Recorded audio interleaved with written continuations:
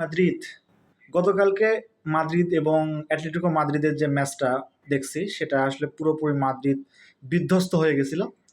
আসলে as a Madrid fan হিসেবে আমি অনেক আপসেট। এই ম্যাচ নিয়ে আসলে বলার মতো কিছুই নাই। ম্যাচে অনেক বিরক্ত হয়েছিলাম ম্যাচ দেখে, কিন্তু দিন শেষে মাদ্রিদ ফ্যান হিসেবে আমি চাই যে মাদ্রিদ কামব্যাক করবে। এখন মূল কথা হইতেছে যে অ্যাটলেটিকো মাদ্রিদের মতো দলের সাথে গিয়ে মাদ্রিদ যদি এই অবস্থা হয়, তাহলে বায়ার্ন, লিভারপুল, পিএসজি, বার্সার সামনে গিয়ে মাদ্রিদ কি দাঁড়াতে পারবে?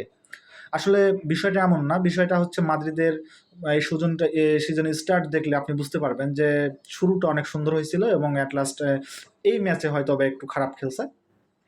তবে আমি চাই যে এই ম্যাচের উইকনেসগুলো থেকে মাদ্রিদ ভুলগুলো শুধরায় নিয়ে মাদ্রিদ আবার ভালোভাবে কামব্যাক করবে এবং বড় দলের বিপক্ষে যখন মাদ্রিদ মাঠে নামবে তখন অবশ্যই ভালো প্রিপারেশন নিয়ে মাঠে নামবে এবং মাদ্রিদ ভালো খেলবে।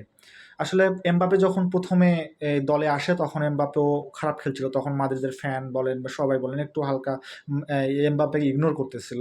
কিছুদিন পরে এমবাপ্পে অবশ্যই এখন মাদ্রিদের সেরা প্লেয়ার হিসাবে খেলতেছে, সবথেকে সেরা প্লেয়ার।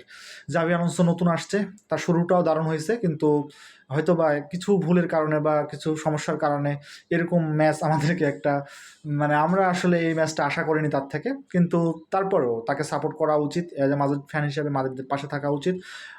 আই উইশ মাদ্রিদ ভালোভাবে কামব্যাক করবে এবং এই আসরে মাদ্রিদের যে টিম দেখতেছেন এটা গত সিজনের থেকে অনেক অনেক বেশি স্ট্রং এবং ভালো।